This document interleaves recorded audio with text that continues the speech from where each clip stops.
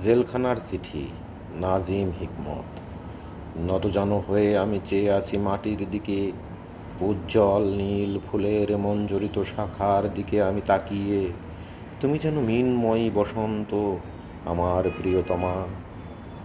আমি তোমার দিকে তাকিয়ে মাটিতে পিঠ রেখে আমি দেখি আকাশকে। তুমি যেন মধুমাস, তুমি আকাশ, আমি তোমাকে দেখেছি প্রিয়তমা। রাত্রির অন্ধকারে গ্রাম দেশে শুকনো পাতায় আমি জ্বালিয়েছিলাম আগুন। আমি স্পর্শ করেছি সেই আগুন। নক্ষত্রের নিচেই জ্বলা অগ্নিকুণ্ডের মতো তুমি আমার প্রিয়তমা। তোমাকে স্পর্শ করছি। আমি আছি মানুষের মাঝখানে।